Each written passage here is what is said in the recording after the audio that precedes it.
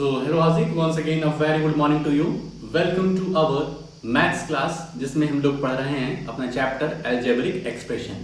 ठीक है, तो फर्स्ट वीडियो में हमने बहुत सारी चीजें डिस्कस करी, कंसंट्रेट होकर के देखे नहीं, इस वजह से 3 दिन लग गए तुम्हें 3 छोटे छोटे कॉन्सेप्ट समझने में. ठीक है, तो कंसंट्रेशन से रहो भाई, नहीं तो ऐसे अपना नुकसान करोगे और भाई सब पनिशमेंट तो मिलेगी, ये तुम सही तरीके से पढ़ाई नहीं करोगे. ठीक है, अपना सीधा सा फंडा है, यदि अच्छा परफॉर्म करोगे तो गिफ्ट है और खराब परफॉर्म करोगे तो बम्पर गिफ्ट है भाई साहब. अब तुम्हें क्या लेना है ये तुम्हें डिसाइड करना है. चलते हैं अपने आज नेक्स्ट टॉपिक पर, कुछ एग्जांपल्स देखेंगे. ठीक है, कुछ क्वेश्चंस करेंगे और देखना किस तरीके से हम क्वेश्चन कर रहे हैं, क्योंकि जिस तरीके से क्वेश्चन करा रहे हैं उसी तरीके से तुम्हें एक्सरसाइज में मिलेंगे, उससे हट के नहीं मिलेंगे. हट के मिलेंगे तो मैं खुद बताऊंगा तुम्हें कि यार ये तो अलग क्वेश्चन दे दिया गया है, इसको ऐसे करना है. लेकिन जिस तरीके से मैं बता रहा हूं हूबहू वैसा ही क्वेश्चन एक्सरसाइज में तुम्हें दे दे और उसके बाद तुम ना कर पाओ और कहो कि सर जी समझ में भी हमें आया है, समझ में भी आया है और कर नहीं पा रहा हूं, तो फिर तो यार फिर दिक्कत है कहीं पे. चलते हैं, आज आशा है कि तुम कर पाओगे, समझोगे सही तरीके से.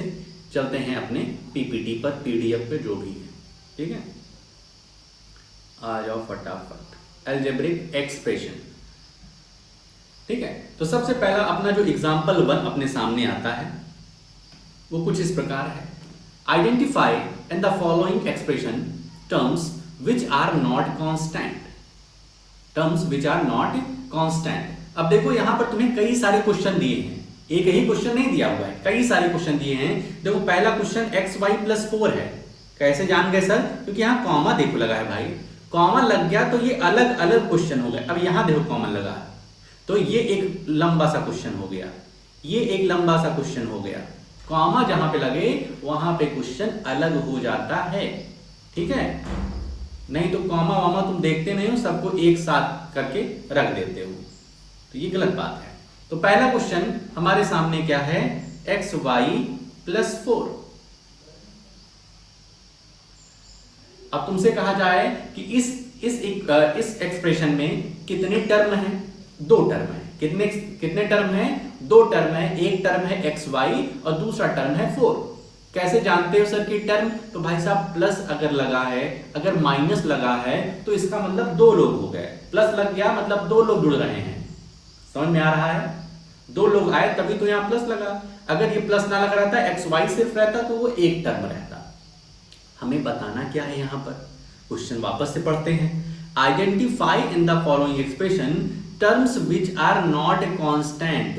जो भी हमारा एक्सप्रेशन दिया गया है उसमें से कौन सा ऐसा टर्म है जो कि कांस्टेंट नहीं है, जो कि वेरिएबल है.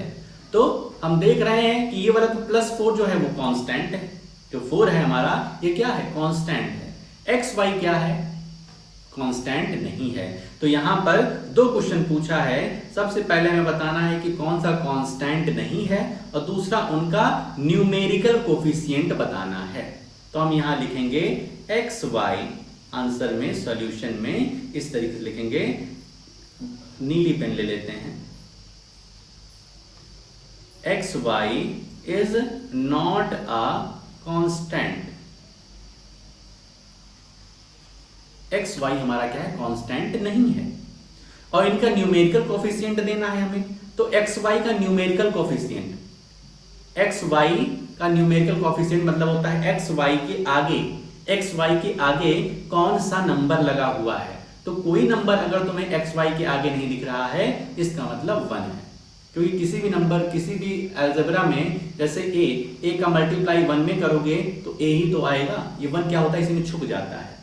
a1 जा a, b1 जा b, इसका मतलब 1 यहां पर छुपा हुआ है. तो हम यहां लिख सकते हैं न्यूमेरिकल कोफिशिएंट. न्यूमेरिकल इसी तरीके से लिखना है भाई. ठीक है, न्यूमेरिकल कोफिशिएंट कह रहा है. अभी अगर सिर्फ कोफिशिएंट कहता तो उसका दूसरा मतलब होता है, अभी बताऊंगा. लेकिन अगर न्यूमेरिकल कोफिशिएंट कहा तो नंबर की बात कर रहा है. Numerical coefficient of xy. अब =4 मत लिख देना कि सर जी यहां नंबर हमको 4 दिख रहा है तो 4 फटाक से लिख दो. xy का कोफिशिएंट कह रहा है, मतलब xy के आगे क्या लगा हुआ है, xy किससे मल्टीप्लाइड है, तो xy तुम्हारा 1 से मल्टीप्लाइड है. कुछ नहीं दिख रहा है तो 1 से मल्टीप्लाई है। इसी तरीके से सेकंड क्वेश्चन उतारते हैं। पहला क्वेश्चन समझ में आ गया होगा। सेकंड क्वेश्चन है अपना इसी में 13 माइनस वाई स्क्वायर। तुम्हें तो सिर्फ सारे एक ही क्वेश्चन दिख रहे होंगे लेकिन अलग अलग है बच्चा। 13 माइनस वाई स्क्वायर। अब इसमें बात की जाए तो 13 माइनस वाई स्क्वायर, इसमें क्या होगा? सबसे पहले हमें बताना है कौन सा कांस्टेंट नहीं है। कौन सा कांस्टेंट नहीं है 13 की माइनस वाई स्क्वायर। ध्यान रखना, इसको मैं वाई स्क्वायर नहीं बोलूंगा, माइनस वाई स्क्वायर बोलूंगा, क्योंकि टर्म में कंडीशन रहती है कि अगर माइनस आया है तो वो अपने साथ लिया रहेगा, उसको छोड़ेगा नहीं। तो हम यहां लिखेंगे minus Y square is not a constant. Minus Y square जो है ये कांस्टेंट तुम्हारा नहीं है। ठीक है भाई, इतनी बात क्लियर हुई। Minus Y square is not a constant. Constant जानते हो, कांस्टेंट नंबर होते हैं। जैसे ये 13 क्या है? नंबर है, कांस्टेंट है। तो 13 तो कांस्टेंट है। अगर ये पूछता कांस्टेंट बताओ तो हम लिख देते 13 इज अ कांस्टेंट। लेकिन हमसे पूछ रहा है जो कांस्टेंट ना हो, जो वेरिएबल हो, तो हम माइनस वाई स्क्वायर लिख देंगे। फिर अगला क्या पूछा है? इसी का न्यूमेरिकल कोफिशिएंट पूछा है। Numerical coefficient of minus Y square. Minus Y square का न्यूमेरिकल कोफिशिएंट क्या होगा?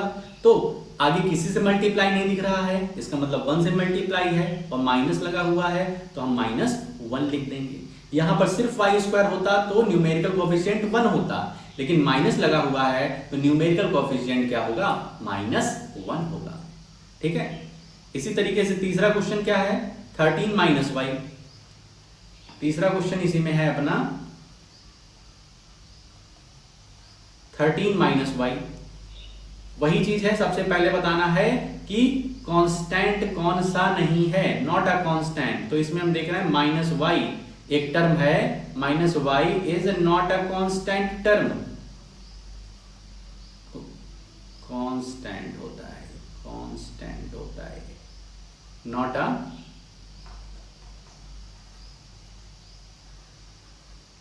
Constant term. Minus Y is not a constant term. ठीक है। अब दूसरा क्वेश्चन इसी में पूछा है कोफिशिएंट बताने के लिए, तो न्यूमेरिकल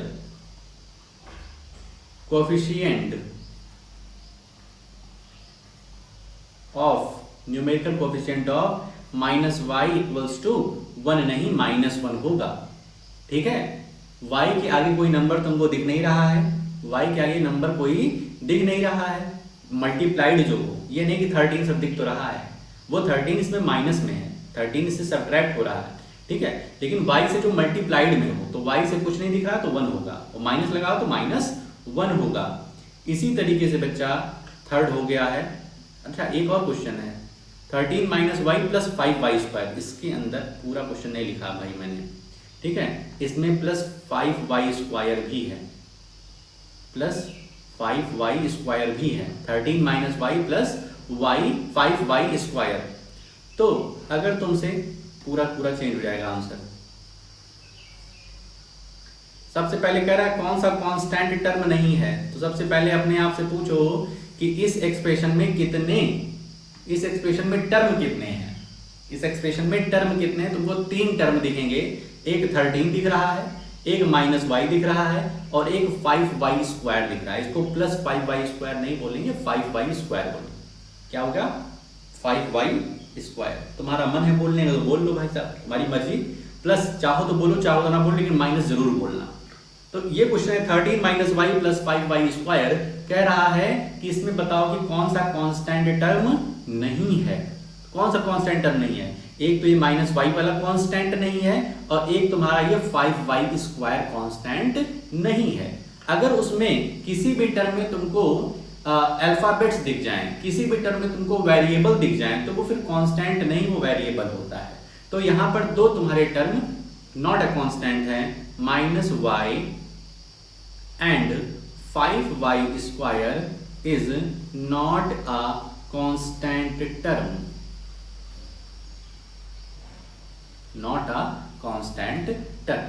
अब बात करेंगे, अब 2 तुम्हारे कांस्टेंट टर्म नहीं है तो दोनों के न्यूमेरिकल कोएफिशिएंट होंगे। तो दोनों के निकालते हैं। Numerical coefficient of minus Y equals to -1। Minus Y का न्यूमेरिकल कोफिशिएंट क्या होगा? -1 होगा। और न्यूमेरिकल कोफिशिएंट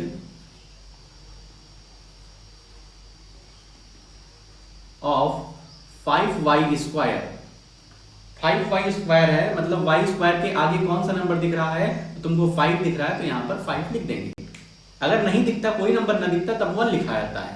माइनस लग रहा था तो -1। अगर कोई साथ में नंबर है तब तो वही उसका कोफिशिएंट हो जाएगा। तो इस तरीके से थर्ड क्वेश्चन भी हमने कर दिया। फोर्थ, ये वाला तुम करोगे।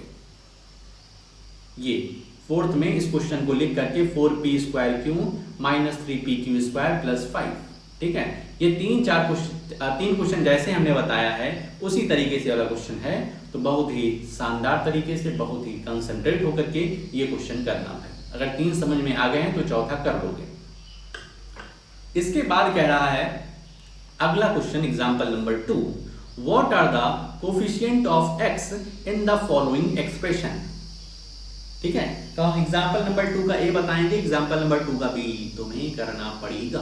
ठीक है, 2 का ए, इसमें देखो 2 के ए में, ए पार्ट में ही 4 क्वेश्चन है। देखो एक है 4x - 3y, एक है दूसरा क्वेश्चन है 8 - x + y, तीसरा है y² x - y। कॉमा लग गया ना, कॉमा लग गया, इसका मतलब अलग क्वेश्चन हो गया वो। और फिर है 2z - 5xz। तो ए का फर्स्ट यहां उतारते हैं अपनी प्यारी सी ब्लैक पेन से, सजा सजा के लिखना चाहिए भाई। 4x - 3y, 4x - 3y इस तरीके से दिया गया है। अब पूछा क्या है हमसे, क्वेश्चन में क्या पूछा है? कोफिशिएंट ऑफ x बताने के लिए, x का कोफिशिएंट बताने के लिए भाया। तो कोफिशिएंट ऑफ x ऐसे लिख देंगे सीधे, coefficient of x is equal to, x का कोफिशिएंट मतलब x के आगे कौन सा नंबर दिख रहा है? x के आगे क्या दिख रहा है? तो तुम्हारा 4 दिख रहा है, तो 4। ध्यान रखना, न्यूमेरिकल कोफिशिएंट का है तब भी 4 आएगा, और सिर्फ कोफिशिएंट का है तब भी 4 ही आएगा। ठीक है, तो कोफिशिएंट ऑफ x 4 हो गया। सेकंड क्वेश्चन इसी में है 8 - x + y, इसमें भी वही क्वेश्चन हमें कह रहा है कि कोफिशिएंट ऑफ x बताओ। तो कोफिशिएंट ऑफ x, x के आगे कौन सा नंबर दिख रहा है? 8 नहीं भाई साहब, 8 तो अलग टर्म है। x के आगे कोफिशिएंट क्या है? x किससे मल्टीप्लाइड है? तो -1 से मल्टीप्लाइड है। किससे मल्टीप्लाइड है? -1 से मल्टीप्लाइड है। इसी तरीके से तीसरा बहुत ध्यान से देखो, तीसरा कंफ्यूज कर सकता है तुम्हें। y² x - y, हमें निकालना क्या है? Coefficient of x। सेकंड के ए पार्ट में सारे में x का कोफिशिएंट निकालना है। कोएफिशिएंट ऑफ x, x के आगे क्या है? x किससे मल्टीप्लाइड है? x जो है वो किससे मल्टीप्लाइड है? तो y² से मल्टीप्लाइड है। तो x का कोफिशिएंट y² होगा। अगर भाई साहब यहां पे कहता न्यूमेरिकल कोफिशिएंट बताओ, तब तो फिर 1 होता, लेकिन सिर्फ कोफिशिएंट कह रहा है, तो इसका मतलब x के साथ जो भी मल्टीप्लाइड है, x के साथ जो भी मल्टीप्लाइड है वो उसका कोफिशिएंट हो जाएगा। इस बात को समझ लो। जैसे यहां पे था फर्स्ट वाले में कोफिशिएंट ऑफ x किससे मल्टीप्लाइड है? 4 से, तो 4 लिख दिया। यहां पर भी वही कोफिशिएंट ऑफ x, तो x किससे मल्टीप्लाइड है? x के साथ क्या है? जो भी बचा कुचा है वो हमारा कोफिशिएंट ऑफ x हो जाएगा, तो y²। इसी तरीके से फोर्थ वाले में, फोर्थ में है 2z - 5xz। ठीक है, 2z - 5xz कोफिशिएंट क्या निकालना है हमें? कोफिशिएंट ऑफ x निकालना है। भाई साहब स्क्रीनशॉट तुम ले लोगे, ठीक है, स्क्रीनशॉट लेने से पहले अच्छे से समझ लेना, फिर स्क्रीनशॉट लिया करो, वरना सब उल्टा सीधा करके बैठ जाओगे। ठीक है, और स्क्रीनशॉट क्या लेना मैथ्स में यार, तुम समझो, उसके बाद एग्जांपल लो, क्वेश्चन अपने सामने रखो और खुद सॉल्व करो। ठीक है, सॉल्यूशन का तुम स्क्रीनशॉट मत लिया करो, समझा करो। अब इसमें कह रहा है, देखो 2 टर्म तुमको दिख रहे हैं, एक 2z टर्म दिख रहा है और एक -5xz टर्म दिख रहा है, 2 टर्म दिख रहे हैं।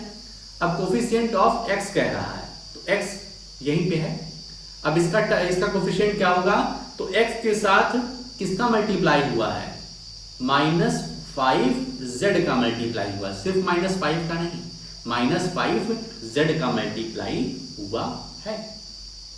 न्यूमेरिकल कोफिशिएंट कहता तो सिर्फ -5 बोलते, लेकिन सिर्फ कोफिशिएंट बोला है, सिर्फ कोफिशिएंट बोला है, तो इसका मतलब x का जिससे भी मल्टीप्लाई हुआ है, साथ में जो भी मेंबर्स हैं इसके फैमिली मेंबर्स, उसको लिख दोगे। Coefficient of x is equal to -5z। अब इसी तरीके से बी पार्ट तुम्हें करना है, what are the coefficient of y in the following expression. नीचे दिए हुए एक्सप्रेशन में y का क्या कोफिशिएंट है। तो इसमें तुम एक ही क्वेश्चन मत देख लेना कि एक ही क्वेश्चन है टोटल, इसमें भी 4 क्वेश्चन है। एक है 4x - 3y, एक है 8 + yz, तीसरा है yz² + 5 और चौथा है my + m। ठीक है, अपनी बुक में देख लेना, यहाँ पर मान लो तुम्हें कॉमा नहीं दिख रहा है साफ साफ तरीके से, तो अपने बुक में भी एग्जाम्पल नंबर 2 देखोगे तो यही दिखाई देगा। ठीक है, तो इस तरीके से 2 का भी कर लेना। आगे चलते हैं लाइक एंड अनलाइक टर्म की कहानी पर। लाइक एंड अनलाइक टर्म्स की कहानी पर चलते हैं। देखो भाई साहब, ये क्या होता है, बहुत ही आसान सी चीज है। हम लाइक किसको बोलते हैं, एक बॉय है अमन, क्या नाम है इसका, अमन। एक गर्ल है, क्या है, गर्ल है। इसके बाद इस तरीके से ये क्या है, ये कौन है, तान्या। फिर यहां पर एक बॉय बैठा है कोने में जिसका नाम है शिवम, और यहां कोने में एक लड़की बैठी है। इसके बाद इस तरीके से इसका नाम है क्या, शिवानी, शिवानी। ठीक है, तो अगर ऐसे ऐसे हमने बना दिया है, यदि इनसे हम कहें कि कौन लाइक होगा कौन अनलाइक होगा। ठीक है, तो अमन और शिवम जब रहेंगे, अमन और शिवम जब साथ साथ रहेंगे तो हम कहेंगे भाई साहब लाइक है, बॉय बॉय है, लाइक। मतलब एक जैसे टर्म, जब एक जैसे लोग मिल जाएं तो लाइक है। अमन शिवम मिल गए तो वो लाइक है, अमन और तान्या मिली तो ये अनलाइक है, अनलाइक है कि लड़का और लड़की मिल गए, दो अलग लोग मिल गए, दो अलग किस्म के प्राणी मिल गए, अमन और तान्या, तब ये अनलाइक हो गए। और अमन और शिवम मिले तो लाइक हुए। तान्या और शिवानी मिली, तान्या और शिवानी मिली, तान्या और शिवानी, तो ये दोनों लाइक हैं, ये दोनों मिल रहे हैं तो लाइक है। मतलब जब एक जैसे टर्म मिले, एक जैसे कैरेक्टरिस्टिक्स वाले टर्म मिले तो उसको हम लोग लाइक बोलते हैं, और अलग अलग टर्म मिले, अलग अलग तरीके से दिखने वाले टर्म मिले तो उनको हम लोग अनलाइक बोलते हैं। क्या बोलते हैं, अनलाइक बोलते हैं। जैसे कि अब ये कहानी तुम्हें समझ में आ गई होगी। अब इसी को हम लोग मैथ्स में देखने की कोशिश करें। मैथ्स में अपनी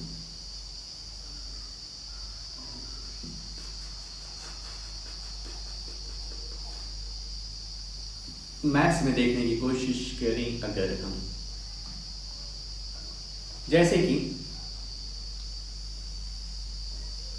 क्वेश्चन में हम लिखें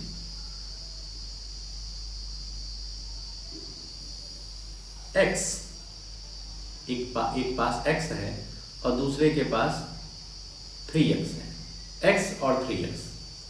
तुमसे पूछा जाए ये लाइक है या अनलाइक, लाइक है या अनलाइक है, तो न्यूमेरिकल पोर्शन तुम छोड़ देना, न्यूमेरिकल पोर्शन तुम छोड़ देना। देखो जो इनके पास अल्फाबेट है, क्या इनके पास भी अल्फाबेट है? यदि सेम अल्फाबेट, x इधर भी है, x इधर भी है, तो इसको तुम बोलोगे लाइक टर्म। ये क्या है, लाइक टर्म है। वही अगर इधर x रहता और इधर 3y रहता, x और इधर 3y रहता, तो इसको हम लोग अनलाइक टर्म बोल देते, अनलाइक टर्म बोल देते। यहां पर 3x और यहां पर 3xy इस तरीके से दिया है, तब बोलो। तो दोनों तरफ देखो, क्या दोनों तरफ जो अल्फाबेट्स हैं, दोनों तरफ जो अल्फाबेट्स हैं क्या वो सेम हैं? x इसके पास है, x इसके पास है। न्यूमेरिकल को तुम्हें ध्यान नहीं रखना है, इसमें सिर्फ और सिर्फ काम रहता है किसका, जो हमारे अल्फाबेट्स होते हैं उनको चेक करना पड़ता है। दोनों तरफ अल्फाबेट्स हमारे सेम होने चाहिए, तो इधर x है, इधर x है, ठीक है। कहानी बढ़ रही है, इधर y नहीं है, इधर y है, अब इसके पास ज्यादा हो गए तो ये हो गया अनलाइक टर्म, ये हो गया अनलाइक टर्म। 3x और 3xy अनलाइक टर्म है। इसी तरीके से 4a और 4a और इधर 42a है, 4a 42a है। हम तुम्हें बताएं कि नंबर को देखना ही नहीं है, चाहे जो भी हो, बस तुम्हें देखना है अल्फाबेट दोनों तरफ सेम है क्या।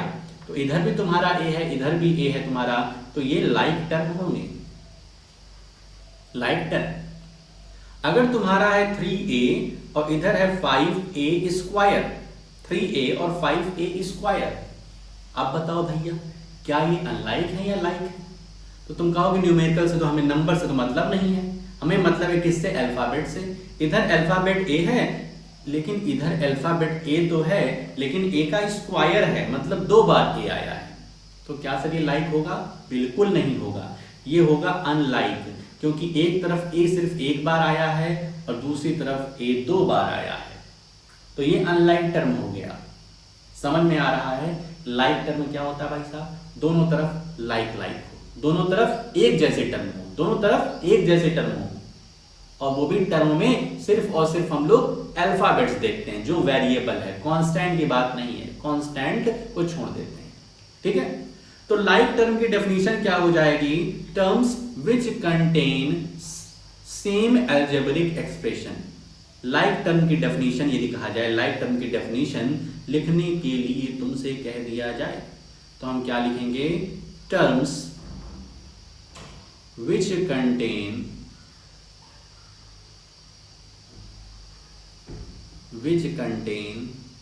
same type of algebraic expression। Terms which contain same type of algebraic expression, या इसको हम लोग सिंपल वे में समझे तो सेम अल्फाबेट्स हों। सेम अल्फाबेट्स अगर होते हैं दो टर्म के बीच में तो उनको हम लाइक टर्म कहते हैं, और अनलाइक टर्म क्या होगा? Terms which not contain same type of algebraic expression. यहां लिख लो, terms which do not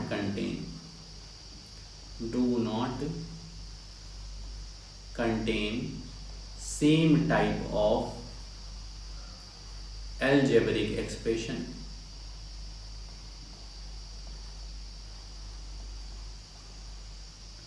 different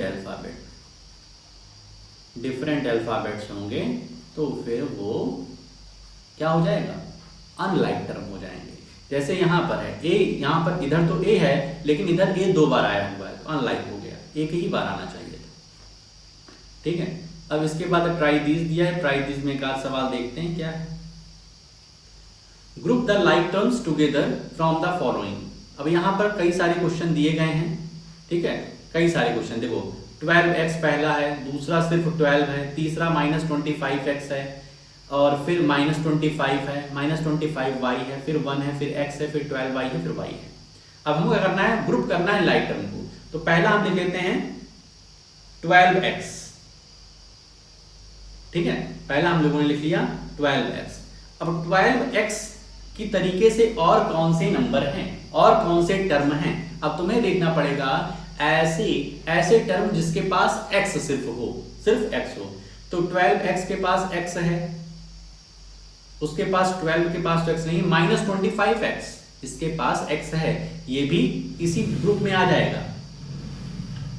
12x -25x, उसके बाद आगे आगे आगे बढ़ेंगे तो ये सिर्फ और सिर्फ x, ये भी हमारा इसी में आ जाएगा। तो 12x -25x और x आर लाइक टर्म। इसी तरीके से 12 को लें, दूसरा, ये पहला ग्रुप अपना बन गया।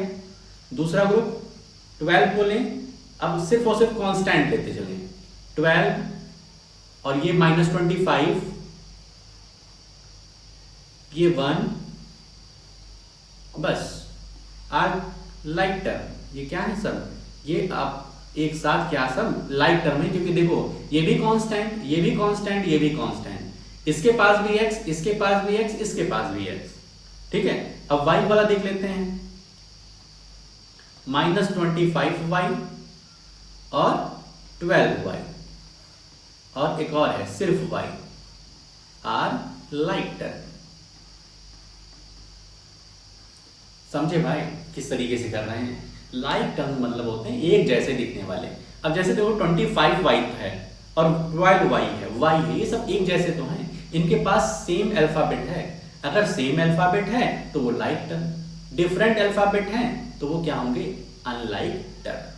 ठीक है, अब इसके बाद भी एक टॉपिक सोचे थे डिस्कस करने के लिए, मोनोमियल, बाइनोमियल, ट्राइनोमियल, पॉलिनोमियल। इसको कल करते हैं, पहले इतना तुम समझ जाओ अच्छे से।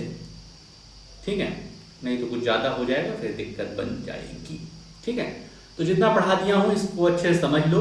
अब कुछ क्वेश्चंस मैं बीच बीच में छोड़ा हूँ उसको कर लेना, और कुछ क्वेश्चन अभी और दूंगा तुमको, तो वो भी अपने कॉपी में अच्छे तरीके से कर लेना। जितना तुम्हें पढ़ाया हूँ उसी से रिलेटेड क्वेश्चंस रहेंगे। ठीक है, तो आज के लिए अपने इस वीडियो में हम लोग इतना ही रखते हैं, मिलते हैं नेक्स्ट वीडियो में। ओके।